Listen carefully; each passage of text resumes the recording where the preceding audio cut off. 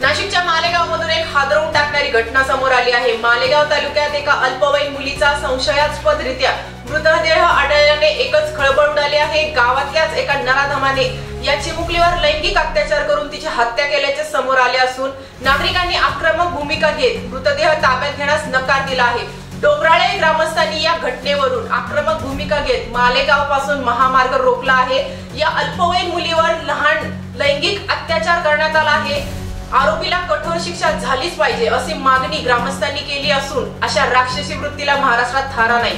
हरामखोराला कठोर शिक्षा झालीच पाहिजे। नराधमाला फाशी झाल्याशिवाय आम्ही शांत बसणार नाही असं चित्रा वाघ म्हणाल्या। नमस्कार। मालेगाव तालुक्यातील डोंगराळे या छोट्या गावात 3 वर्षाच्या चिमुकलीवर अमानुष प्रकार झाला। अशा घटना ऐकल्यावर काळीच पिळवटून निघतं। सकाळपर्यंत खेळणारी, दुडूदुडू धावणारी, हसणारी ती लहानगी दुपारी सापडेना म्हणून घरच्यांनी शोध सुरू केला। गावभर शोध घेतल्यानंतर ती गंभीर अवस्थेत आढळली आणि नंतर मृत्यू झाल्याचं संपलं आणि होत्याचं नव्हतं झालं।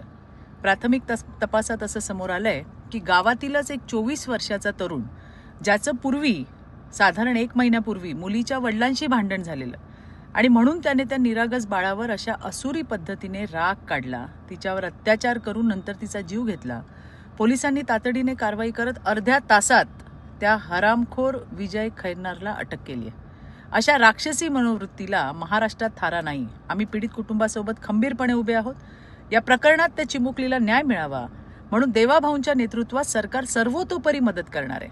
पीडित कुटुंबियांना चांगल्यात चांगला वकील देऊन फास्ट ट्रॅकवर केस चालवली जाईल आणि त्या हरामखोराला कठोरात कठोर शिक्षा म्हणजे फाशीच व्हायला पाहिजे आणि तिला न्याय मिळेपर्यंत आम्ही शांत बसणार नाही। मला हेच सांगायचंय, समाजात असे वावरणारे विकृत लांडगे यांना ठेचायची आता वेळ आलेली आहे आणि त्यासाठी तुम्ही आणि आपण सगळ्यांनी स्टार न्यूजसाठी शत्रुघ्न थोरात, नाशिक।